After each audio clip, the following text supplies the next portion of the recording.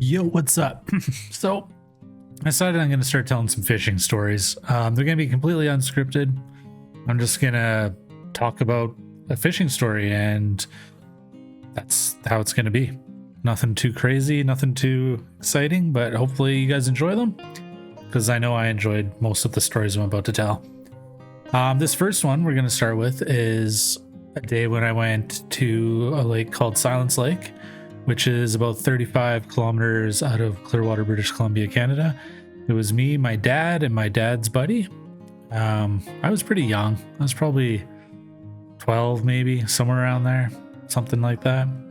But first of all, I'm going to set up and show you some pictures here. So check out these pictures of the lake.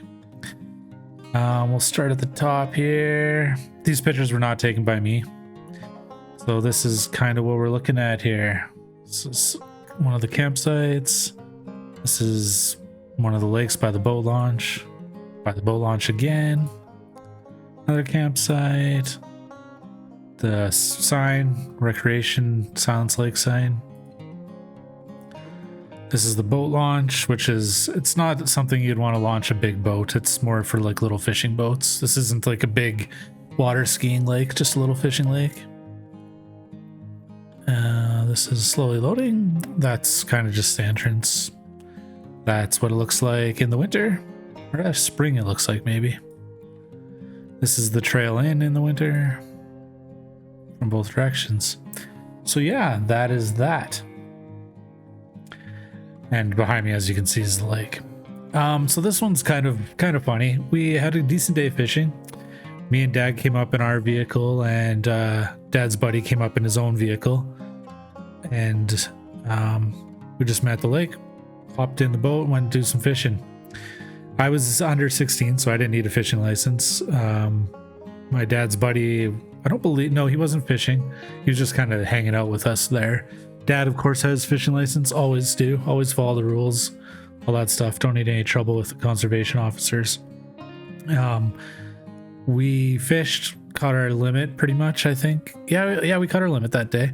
And at the other end of the lake, there's actually some places where where other people own little cabins. And they let you use them if you want, like day use and stuff. So we stopped at one of those cabins, checked it out, signed the guest book. Gutted our fish on the dock, and we carried on with our day, headed back to the boat launch for the end of the day. We did make a mistake. We ended up cutting the heads off our fish when we gutted them. Just a momentary lapse. You're not supposed to do that, so that the COs, if they do pull you over, the conservation officer, they have a better chance of telling you, like, knowing what type of fish it was, which in this case, yeah, it's the rule, but the only fish you catch in this lake is rainbow trout. There's nothing else in there, so that's all you're getting. And rainbow trout are very easily, what's the word I'm looking for? Very easily recognized by just looking at them. But anyway, so we're slowly pulling up. We get up to the boat launch, and Dad says, kind of looks like the CO there. Yeah, so anyway, we pull up, and it's like I said, I'm like just a little kid. I even had like a little bucket full of minnows, which wasn't good because you're technically, again, not supposed to have a bucket full of minnows. In BC, you're not allowed to keep live fish. And even though they're minnows and I was just a little kid playing with little minnows, technically it's against the rules. So anyway, we pull up, and these two conservation officers walk down. And you could just tell they had an attitude right from the start, right? We walk down, and they both put their freaking hands on their guns and like unclip the little strap, like they're getting ready to shoot us if they need to. Just absolutely ridiculous. Just so dumb.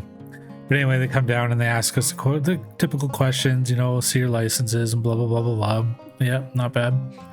So the one CO gets pissed for whatever reason. He's going to flex his power. So he makes Dad get in his dad's boat and makes us drive to the other end of the lake. CO puts his boat in too, makes us wait while he gets his boat going. Makes Dad drive in Dad's boat all the way down the other end of the lake to show where he gutted the fish, so that the guy so that the CO could try to count the heads to make sure we didn't have extra fish or something. It was just so ridiculous. harassing about if we had guns and blah blah blah blah blah. And like, we live in Canada, most people don't have guns unless they're hunting. We weren't hunting, we were fishing. So eventually dad comes back, and like, dad's just fuming at this point. He's just pissed off because of this guy. Just, you know, we're just out there trying to have a nice day fishing. So yeah, we get back, nothing's wrong, everything's good to go. COs load up their shit and leave, and we go to leave too. And but the funniest part about the whole day was they were so concerned about us taking extra fish or something, they didn't notice that my dad's buddy didn't even have insurance on his vehicle. He just drove it up there without insurance or anything. They just didn't seem to care. But I guess the funniest part is how they like were trying to intimidate us. You know, they walked down there and they unclip their button that's keeping their gun, like they're ready to shoot, right? Like, oh my lord, dudes, chill out. We're just here fishing, just having a good day. Yeah, it was, I don't know, it was pretty interesting. It was, yeah, I don't know. But I was just wondering, like, and all it comes down to, I do love what the conservation officers do. I'm sure they have to deal with all kinds of crazy crap with people hunting and drunk and all kinds of random shit that goes on out in the bush that it's rough.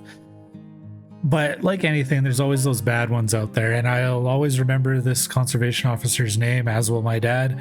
I'm not going to mention him because it doesn't really matter, but he's still a conservation officer as far as I know.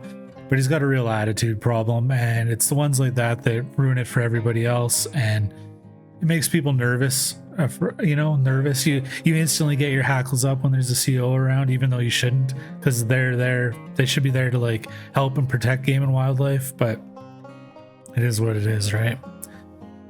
But yeah, that's I have another CO story, but we'll get to that one a different time. That one was a little bit funny. But yeah, we will I'm gonna keep doing these. If you like them, let me know. If you have any run-ins with conservation officers, I'd love to hear your stories too. That would be pretty awesome.